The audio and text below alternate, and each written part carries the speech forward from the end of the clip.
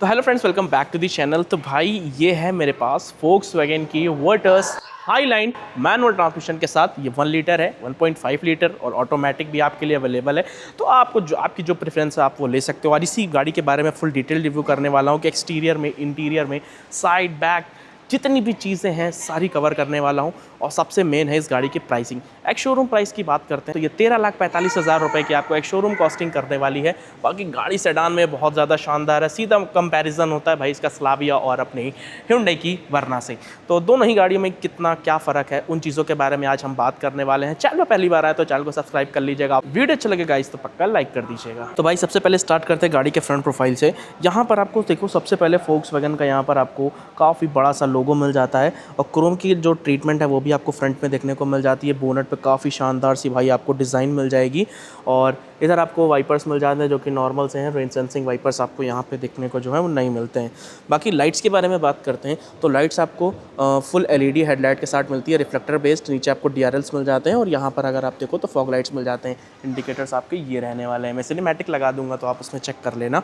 बाकी ब्लैक और red colour के साथ जो फ्रंट में बम्पर दिया गया है ना वो काफ़ी ज़्यादा भाई प्रीमियम लग रहा है। नीचे की तरफ आपको कैमरा नहीं मिलता है। नीचे की तरफ अगर आप देखो तो इसकी प्लेटिंग क्रोम और ब्लैक कलर के साथ मिल जाती है जो कि काफ़ी ज़्यादा यार शानदार लग रही है देखने में। इस जगह अगर आप देखो तो यहाँ पर भाई आपको एलॉय व्हील्स मिल जाते हैं। सेकंड बेस मॉडल है भाई इसका। Volkswagen का लोगो मिल जाएगा। उसी के साथ 205 55 R16 16 इंचेस के जो हैं आपको यहाँ पे एलॉय व्हील्स ऑफर कर दिए जाते हैं। और अगर मैं सस्पेंशन के बारे में बात करता हूँ तो फ्रंट में मैकफर्सन इस्टेड और पीछे आपको रियर ट्रिम सस्पेंशन मिल जाते हैं। टर्निंग रेडियस 5.05 मीटर का आपको देखने को मिल जाने वाला है।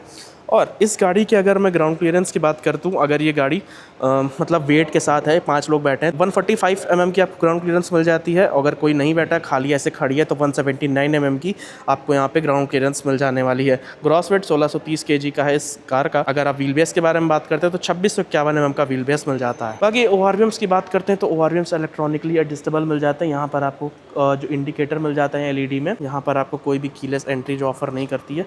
एक बार हम लोग साइड बॉडी प्रोफाइल से गाड़ी को देखते हैं। साइड बॉडी प्रोफाइल से भी गाड़ी काफ़ी ज़्यादा भाई शानदार मिलने वाली है भाई, आप देख सकते हो। एलॉय व्हील्स के साथ भाई हर गाड़ी अच्छी लगती है, ठीक है। व्हील कैप ना कहीं थोड़ी सी चीज़ों को ख़राब कर देते हैं, मतलब अच्छे नहीं लगते हैं। इधर आप देखो तो इस गाड़ी में आपको सनरूफ नहीं मिलता है। यहाँ पर भाई अगर आप देखते हो तो यहाँ पर आपको एलईडी लाइट्स मिल जाती हैं। उसी के साथ एलईडी इंडिकेटर्स और रिवर्स लाइट भी आपको एलईडी में ही देखने को मिल जाती है। इस जगह देखो तो आपको वर्टस की जो है बैजिंग मिल जाती है, Volkswagen का यहाँ पे लोगो।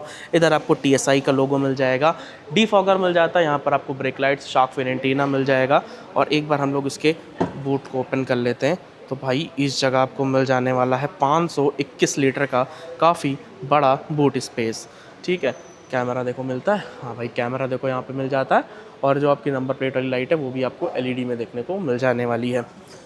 बाकी अंदर कोई भी आपको यहाँ पे बूट लाइट्स जो हैं देखने को नहीं मिलती हैं।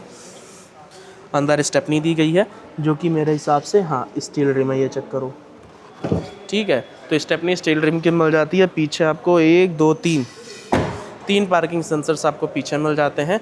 और इधर अगर मैं फ्यूल टैंक कैपेसिटी की बात करता हूँ तो E5 E10 E20 कंपैटिबल है ये, ठीक है। और लगभग मेरे हिसाब से 45 to 50 लीटर्स की आपको फ्यूल टैंक कैपेसिटी मिल जाने वाली है यहाँ पे। हाँ 45 लीटर्स मिल जाती है। टाइगोन में आपको 50 लीटर्स की फ्यूल टैंक कैपेसिटी मिल जाती है। तो चलिए बैठ जाते हैं भाई इसके हम लोग इंटीरियर में। यहाँ पर अगर आप देखते हो तो आपको डुअल टोन में इंटीरियर मिल जाता है। यहाँ पे ब्लैक, यहाँ पर आपको क्रीम कलर, ये थोड़ा सा आपको सॉफ्ट टच मिलता है। विंडोज़ के यहाँ पे बटन्स मिल जाते हैं, सैटिन फिनिश। उसी के साथ नीचे आपको बॉटल होल्डर, स्पीकर दिए गए हैं। तो यहाँ पर अगर आप देखो तो इसकी सीट जो है ये आपको फैब्रिक में देखने को मिलती हैं। बट दूर से अगर आप देखो तो लेदर का यहाँ पे ट्रीटमेंट आपको देखने को मिलेगा, बट ये है फैब्रिक में सारी सीट्स हैं, ठीक है। फ्रंट में अगर आप देखो तो कुछ ऐसा सा यहाँ पर आपको डैशबोर्ड मिल जाता है। ऊपर आपको लाइट्स मिल जाती हैं जो कि एलईडी में है भाई, ये चीज़ अच्छी है। चलो एलईडी में लाइट्स मिल जाती हैं।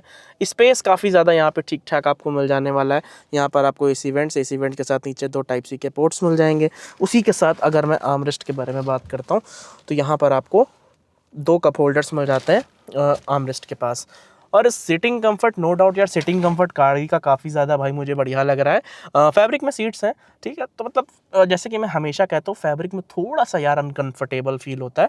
और लेदर में थोड़ा सा ठीक लगता है। हेड एरिया भी काफ़ी ठीक है, हेड रूम काफ़ी अच्छा मिल जाता है।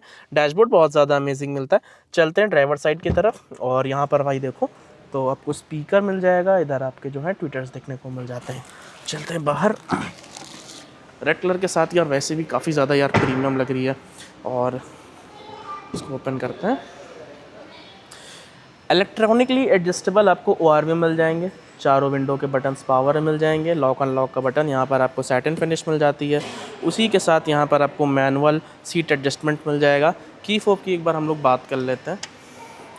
तो यहाँ पर आपको लॉक अनलॉक के बटन्स मिल जाएंगे। फ्लिप की यूज़ करती है, यहाँ पर आपको फोक्सवैगन का जो है लोगो देखने को मिल जाता है। तो चलिए बैठ जाते हैं गाड़ी के इंटीरियर में। तो फोक्सवैगन में यार सेडान में बैठते ही मज़ा आ जाती है, लगता है कि हाँ किसी गाड़ी में बैठे हैं। तो आपको कुछ ऐसा यहाँ पे मीटर कंसोल देखने को भाई मिलने वाला है, जो हम लोग को फोक्सवैगन की पोलो में देखने को मिल जाता था, लगभग वैसे ही है। यहाँ पर सारा एनालॉग सिस्टम है, बीच में आपको MID मिल जाती है, और इस तरफ अगर आपको देखो फोक्सवैगन का लोगो, इधर आपको एंटरटेनमेंट के कंट्रोल्स, और इधर आपको बीच में MID है उसके कंट्रोल मिल जाते हैं। इधर आपको लाइट्स कंट्रोल मिल जाएंगे, इधर आपको वाइपर से कंट्रोल मिल जाएंगे। बाकी इधर आपको लाइट से कंट्रोल जो है नीचे दिए गए हैं, ठीक है। तो यहाँ से भी आपकी जो लाइट है ऑन ऑफ हो जाएगी। हेडलाइट लेवलिंग के ऑप्शन मिल जाएंगे। बाकी इधर आपको देखो तो नॉर्मल सा IRVM है, टिकट होल्डर, लाइट्स, कोई सनरूफ नहीं है, वैनिटी मिरर, 10.9 इंचेस की जो है स्क्रीन मिल जाती है। इस गाड़ी में 8 स्पीकर मिलते हैं, यानी कि 4 स्पीकर हैं, 4 ट्विटर्स देखने को मिल जाते हैं। Wireless connect, Android auto, Apple CarPlay, ठीक है। डैशबोर्ड की जो क्वालिटी है वो भी काफ़ी ज़्यादा प्रीमियम है, अगर सेकंड बेस मॉडल से देखा जाए, है ना। स्टीयरिंग एडजस्टमेंट की अगर मैं बात कर लेता हूँ एक बार, रुको। तो टिल्ट और टेलीस्कोपिक दोनों है। स्टीयरिंग में यहाँ पर सैटिन फिनिश, यहाँ बीच में आपको ग्लॉस का ट्रीटमेंट, 6 स्पीड मैनुअल ट्रांसमिशन मिल जाता है। इधर आपको AC वेंट्स मिल जाते हैं, ये देखो। यहाँ पर आपको AC के सारे कंट्रोल्स मिल जाते हैं। इस गाड़ी में ऑटोमेटिक क्लाइमेट कंट्रोल नहीं आता है, सारी चीज़ें जो है भाई आपको हाथ से ही चलानी पड़ती हैं, ठीक है। यहाँ पर आपको AC को कम ज़्यादा मतलब गर्म ठंडा जैसे मर्जी टेम्परेचर आप एडजस्ट कर सकते हो। यहाँ पर आपको हज़ार लाइट के बटन्स मिल जाएंगे। ग्लव बॉक्स से भी काफ़ी ज़्यादा डिसेंट स्पेस जो है वो देखने को मिल जाने वाली है। यहाँ पर आपको मैनुअल हैंड ब्रेक, उसी के साथ यहाँ पर एक एसेसरी आउटलेट छोटा सा मिल जाएगा। आर्मरेस्ट मिल जाता है, आर्मरेस्ट के अंदर थोड़ी सी स्पेस मिल जाती है, ठीक है। ये सारी चीज़ें हैं। बाकी सीटिंग कंफर्ट तो गाड़ी का है बेस्ट। और अगर मैं यही बात कर लेता हूँ इसके सेफ्टी के बारे में, तो यहाँ पर भाई आपको मिल जाने वाली है सबसे पहले standard 6 airbags, ABS, brake assist, central locking, child safety locks, day and night rear view mirror, EBD, traction control, tyre pressure monitoring system, engine immobiliser, electronically stability control, rear camera, isofix child seat mounts, hill descent control, और Taigun हो चाहे Virtus हो, दोनों को भाई 5 star rating मिली हुई है global NCAP में। और एक चीज़ मैं ये बता दूं कि भाई इस गाड़ी का सिटिंग कंफर्ट सेडान में, चाहे आप स्लाविया में बैठो और चाहे आप फोक्सवैगन की वर्टस में बैठो, दोनों का कंफर्ट काफ़ी ज़्यादा अच्छा है। और कंपैरिजन वरना से इसलिए होता है क्योंकि वरना भी सेडान है और पेट्रोल में ही आती है, वरना पहले डीजल में आती थी। बट अगर कहीं ना कहीं देखा जाए तो मैं लेना वरना ही चाहूँगा। इंजन के मामले में अगर थोड़ा सा देखा है, लुक्स के मामले में डेफिनेटली मैं तो या स्लाविया लूँगा या फिर वर्टस लूँगा। स्लाविया मुझे थोड़ी सी ज़्यादा पसंद है, बट ब्लैक कलर में, है ना। तो ये सारी चीज़ें हैं। बाकी डोर को ओपन करते हैं। यहाँ पर भाई आपको लगा बोनट का बटन, इसको मैं ओपन कर लेता हूँ। तो चलते हैं, अब बात करते हैं इसके इंजन स्पेक्स के बारे में कि आपको इंजन यहाँ पे कैसा मिलने वाला है। लाइट्स को यहाँ से ऑफ कर देते हैं। तो भाई ये चीज़ अच्छी लगती है, देखो जैसे लाइट्स को ऑन करूँगा, निडल में भी लाइट लगी है।